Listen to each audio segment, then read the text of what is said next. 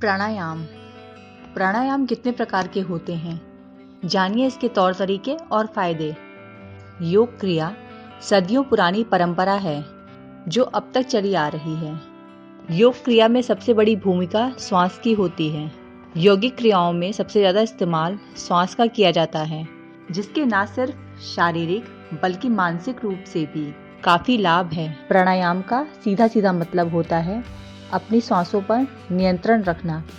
इसी कला को प्राणायाम कहते हैं। जानते हैं कितनी तरह के प्राणायाम होते हैं, इनके क्या लाभ हैं और इनके करने के क्या तरीके हैं। नाड़ी शोधन, इसमें अपने पैर को क्रॉस करके बैठना होता है। रीढ़ की हड्डी सीधी होती है।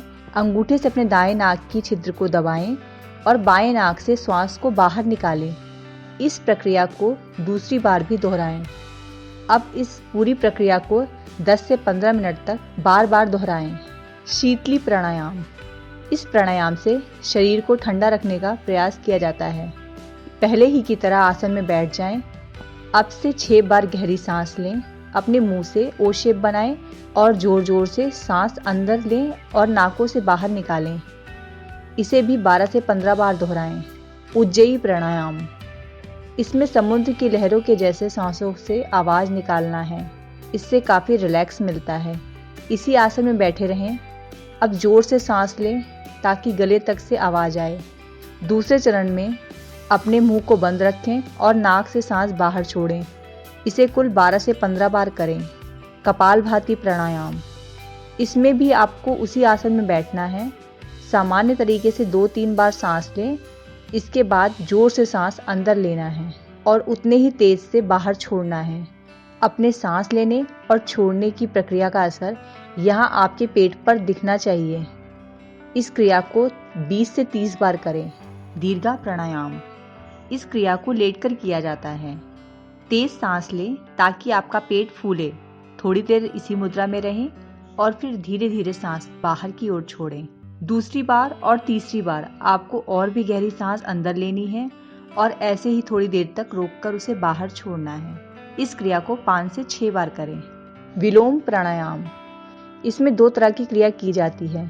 पहले भाग में आपको सांस लेना है और उसे थोड़ी देर तक रोक कर रखना है और फिर दूसरे भाग में आपको सांस छोड़कर थोड़ी देर रुकना है। इसी प्रक्रिया को 5 से 6 बार दोहराते रहें। अनुलोम प्राणायाम, ये विलोम प्राणायाम के जैसा ही होता है। इसमें भी दोनों नाकों से बारी बारी से सांस लेना और छोड़ना होता है। एक से सांस लेते समय दूसरे नाक के छिद्र को पूरी तरह से बंद रखें। इसी प्रक्रिया को दूसरी नाक से भी सांस लेने के दौरान अपनाएं।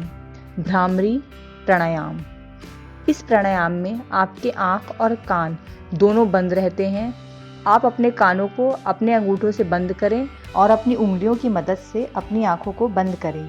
अब ओम का उच्चारण करते हुए एक गहरी सांस लें और छोड़ें। इसी प्रक्रिया को 10 से 15 बार करें।